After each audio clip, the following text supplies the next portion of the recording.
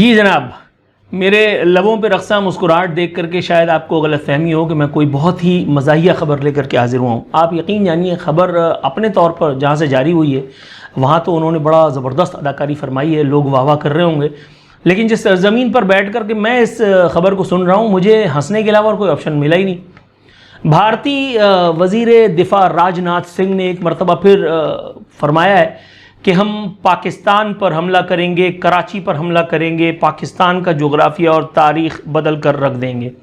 ये इशारा उन्होंने गुज़िश्ता दिनों दिया। मेरा ख्याल है कि या तो बेगम से लड़ाई हुई होगी, या तो घर वालों ने टाइम पे खाना नहीं दिया होगा, या शायद दवा का नागा रहा होगा। वगरना ऑपरेशन सिंदूर की शानदार नाकामी के बाद, इतनी डिटेल में जूतेबाजी के बाद, राफेल तैयारों के पटापट गिरने के बाद, दुनिया भर में इतनी जगहसाई, चाहे वो डिप्लोमेटिक लेवल पे हो, चाहे वो अस्करी लेवल पे हो, ये सब हो जाने के बाद तो अच्छे भी तायब हो जाते हैं जहालतों से। लेकिन मैं कहता हूं कि आफरीन है भाई, अगर आपकी मट्टी इंडियन है तो भाई बेशर्मी में आप किसी भी लेवल पे जा सकते हैं। अब अर्नब गोस्वामी को ही देख लीजिए, रात को अपने प्रोग्राम में किसी न किसी पाकिस्तानी जो है वो पत्रकार या सो कॉल्ड पत्रकार को बुला करके रगड़ा लगाने के लिए, बस अपनी टीआरपी को बढ़ाने के लिए कोई ना कोई छिछोरापन करना लाजिम व मलजूम ख्याल करते हैं मौसूफ। हमला करने के लिए बाकायदा कहते हैं कि ऑपरेशन सिंदूर में तो हमने बता दिया कि हम ये कर सकते हैं और वो कर सकते हैं, और अब जो होगा ये वो बेगैरत आदमी है कि इसने जो है वो कराची पे हमला करवा दिया था, इसने जो लाहौर पोर्ट उड़वा दिया था। इंडियन मीडिया की चवलों से तो पूरा जहां वाकिफ है। तो अगर हम अर्नब गोस्वामी को अकेले कोसें, मेरा ख्याल है ये ज्यादती होगी उन तमाम बेगैरतों के साथ जो मोदी का जो है वो जूता अपने सर पर रख करके सुबह से शाम तक भारत माता की जय जयकार फरमाते हैं। मैं हैरान हूं खुदा की कसम के इंडियन अपोजिशन ने इस वक्त दीवार से लगा रखा है। कांग्रेस ने, राहुल गांधी ने और जो अपोजिशन की दीगर जमातें हैं, उन्होंने मोदी को जो जूते लगाए हैं, भारत को जो सिफारती और डिप्लोमेटिक और अस्करी लेवल पे जो दुनिया भर में जगहसाई का सामना है, साथ ही साथ इंडियन मीडिया से लोगों का यकीन उड़ गया है। अब भारत के व्लॉगर्स, इन्फ्लुएंसर्स और वो स्टैंड अप कॉमेडी करने वाले, अब वो इनको निशाना बनाते हैं। मोदी का नाम ले लेकर के जो है वो कॉमेडी घड़ी जा रही है। मगर ये कैसे बेगैरत हैं, ये कैसे बेशरम है कि इनको शर्म ही नहीं आती। एक बार जूते खा लिए तो फिर अच्छे जो हैं उनके हौसले पस्त हो जाते हैं, या कम से कम वो सबक सीख जाते हैं।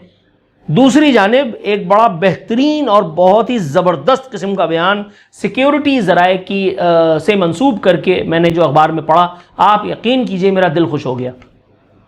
आप इसे मेरी चमचागिरी कहिए, आप इसे कुछ भी कहिए, आप इसे मेरी हुब्बुल वतनी से ताबीर कीजिए, मुझे इससे कोई फ़र्क नहीं पड़ता। अल्हम्दुलिल्लाह, अल्लाह का शुक्र है, सुम्मा अल्हम्दुलिल्लाह। अब मैं इन सब चीज़ों से मावरा हूँ। आप सोशल मीडिया पर मुझे गाली देते रहिए, कुछ भी कीजिए, आप कर सकते हैं, मैं आपको रोकूंगा नहीं। लेकिन इस खबर का तस्करा किए बगैर ये व्लॉग मुकम्मल नहीं हो सकता। सिक्योरिटी ज़राए ने जिस टोन में इस एक मामले को टेकअप किया है और इसका जो रास्त या जस्ट आंसर था जो दिया है, मैं उसकी मदद किए बगैर यहां नहीं रह सकता। फरमाया गया है, भारत की तबीयत दोबारा ठीक करनी पड़ी तो कर देंगे। डॉक्टर आसिम मुनीर, डॉक्टर हमारे वो एयर चीफ जो हैं सिद्धू, मतलब सिंधु मेरा ख्याल है यार, फिर पंगा। मतलब खुदा का खौफ करो यार। सिक्योरिटी ज़राए का कहना है कि मुहर्रका हक़ के बाद भारत ने अपने दिफाई अखराजात बढ़ा दिए हैं, भारत की तबीयत दोबारा ठीक करनी पड़ी तो कर देंगे। So creative. अब ऑपरेशन सिंदूर जैसा कोई काम करने की कोशिश की तो सारे शिकवे दूर कर देंगे। हम जानते हैं कि भारत को किस तरह हैंडल करना है, पहले से ज़्यादा बेहतर इलाज किया जाएगा। यार मतलब मैं हैरान हूं कि कोई शायद आईएसपीआर में कोई डॉक्टर आ गया है, ये डॉक्टरी वाली लैंग्वेज में इंडिया की तड़ियों का जवाब देना। इट्स सो ब्लडी क्रिएटिव यार, आई लव इट। सिक्योरिटी ज़राए का कहना है कि भारत की धमकियां गीदड़ भपकियों के सिवा कुछ नहीं। अच्छा, ये भारतीय मीडिया भी जानता है, भारत वाले भी जानते हैं, भारत के अपोजिशन जानती है, इवन नरेंद्र मोदी, राजनाथ सिंह भी जानते हैं। मजीद इस बयान के मुताबिक मुसल्लह अफवाज अपने मुल्क के दिफा के लिए पूरी तरह तैयार है, पाकिस्तान खित्ते में अमन के लिए अपना किरदार अदा कर रहा है। मैं एक बात बता दूं इंडिया और इंडियंस को, राजनाथ सिंह और उन जैसों को, नरेंद्र मोदी और इनके चाचों मामू फलानों को, देखो बेटा, अगर तुमने अमरीकी सील के पाकिस्तान पर हमले, उसामा बिन लादेन के मारे जाने और हमारे आंखें मूंद लेने को ये समझ लिया है कि तुम्हारे साथ भी ऐसा होगा, ला इलाहा इल्लल्लाह मोहम्मद रसूलुल्लाह, कसम है मुझे काबे की, कसम है मुझे इस कलमे की, कसम है मुझे उस इज्जत की जो इस सरजमीन से मुझे मिली, अब ऐसा होने से रहा। दुनिया कुछ भी सोचे, कुछ भी समझे, दुनिया हमें रोकती रही 10 मई को कि हमने जवाब नहीं देना, हमने जवाब नहीं देना। तारीख शाहिद है हमने जवाब दिया, और कैसा मुंह तोड़ जवाब दिया। तारीख शाहिद है कि कैसे पके हुए आमों की तरह से तुम्हारे राफेल तैयारे गिरे। तारीख शाहिद है किस तरह से 70% इंडिया की बिजली बंद कर दी गई।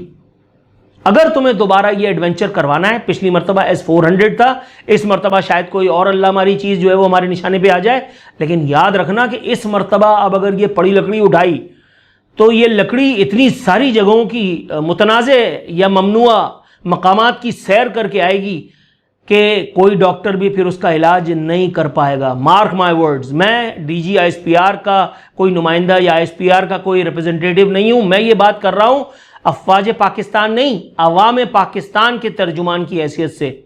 वो अवाम पाकिस्तान जो अफवाज पाकिस्तान के साथ शाना बशाना मिल करके, और जिसने तुम्हारी जूतेबाजी होती देखी, याद है ना वो सारी वीडियोस जिस वक्त नेट पे मौजूद हैं कि जिस वक्त यहाँ से वो पता नहीं मिसाइल या क्या लॉन्चर्स वगैरह फायर हो रहे थे, और ये आम आदमी और यूं टिकटिकी बांध करके और फौजियों को वो सब चलाता देख रहा था। अब वो जो इसराइली ड्रोन्स तुमने भेजे थे, उनकी औकात ये थी कि यहाँ पे एक देहाती अपने जो है वो शॉर्ट गन से उन ड्रोन्स को जो है वो गिरा रहा था। एक मरतबा फिर तुम ये पंगा लेने के चक्कर में हो। बिहार का इलेक्शन जो है वो तुम्हारे लिए कुछ नवीद मुसर्रत लाने से कासिर अगर होगा, तो तुम यहाँ अपने लिए कोई सर्वाइवल ढूंढोगे। तुम्हें लगता है उस बेइज्जती के बाद, उस कमर तोड़ ट्रीटमेंट के बाद जो डोनाल्ड ट्रंप की जानिब से नरेंद्र मोदी और इंडिया और इंडियंस को दिया गया है, यानी पहले आप पर 25% टैक्स लगाया, फिर 50% लगा दिया, उसके बाद आपकी जो है वो तमाम कंपनियों को तड़ियां दे दी गई कि जी फॉरेन डाइवेस्टमेंट करो। इंडियंस को जो वहाँ पे काम करने के लिए जाते थे उन पर कितना हैवी जो है वो ठोक दिया गया, क्या नाम है, टैक्स। उसके बाद आपकी जो है वो एक्सपोर्ट्स के साथ जो कुछ किया गया है, उसके बाद आपकी दवाओं के साथ जो कुछ किया है, दवाओं की इंडस्ट्री आपकी कंगाल होने को है। 100% टैक्स का निफाज कर दिया गया है। इन सारी हरकतों के बाद तो कम से कम इंसान अपना किबला दुरुस्त कर लेता है। तुम किस मट्टी से बने हो बेशर्मो, तुम किस मट्टी से बने हो। और साथ साथ मुझे यहाँ इंडियन अवाम से मुखातिब होना पड़ रहा है। दोस्तों, आप हमारे पड़ोसी हैं, इस हवाले से हमारे लिए काबिल एहतराम है। हर वो शख्स जो अपने दिमाग से सोचने का कायल है, हर वो शख्स जो मीडियोकर है, हर वो शख्स जो मुतदिल मिजाज है, जो पाकिस्तान को अपना हमसाया उसी तरह गर्दानता है जिस तरह मैं आपको अपना पड़ोसी। अगर आप मुतदिल सोच रखते हैं तो आप मेरे लिए काबिल एहतराम हैं। लेकिन हुजूर, कब तक ये चुप, कब तक ये चुप? वाइप आउट करो, जूते मार करके घर भेजो इनको। तुम्हारे पूरे मुल्क के साथ इन्होंने जो कुछ किया है, क्या तुम्हें नजर नहीं आ रहा? खुदा का खौफ करो यार, खुदा का खौफ करो। मतलब तुम लोग वोट के जरिए से अपनी तकदीर बदलने चले हो। चलो ठीक है, मैं इस कार्य जेल पे भी कुछ नहीं कहता, ये तुम्हारी चॉइस है, लेकिन भाई कम से कम इन लोगों से तो निजात लो। मतलब वहाँ कांग्रेस का ऑप्शन या कोई और दूसरा ऑप्शन अगर इस्तेमाल किया जाए तो इसमें क्या मतलब, ट्रायल एंड टेस्टेड बेसिस पे ही तुम लोगों का चल रहा है ना हिसाब किताब। हमारा तो खैर वो भी नहीं चल रहा, लेकिन बहरहाल भाई आप लोग कम से कम कुछ तो कर सकते हो इन जाहिलों के जहल से अपने आप को, अपने मुल्क को, अपने मुल्क की मुस्तकबिल को महफूज बनाने के लिए। अल्लाह को मानो यार, कम से कम इन जाहिलों से निजात पाओ ताकि तुम भी सुकून से रहो और हम भी सुकून से रहें। मतलब कब तक हम तुम्हारी जो है वो इन्वर्टेड कॉमास में सेवा करते रहेंगे? कभी अभिनंदन को पकड़ते हैं, कभी तुम्हारे जो है वो दांत तोड़ते हैं, कभी राफेल गिराते हैं, कभी S-400 तबाह करते हैं। अब दोबारा कुछ हुआ तो दोबारा कुछ ना कुछ तो करना पड़ेगा ना।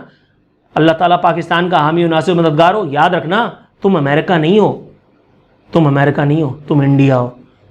अमेरिका वाली आंख चाहे बंद हो, इंडिया वाली आंख हर वक्त खुली है। फी अमान अल्लाह।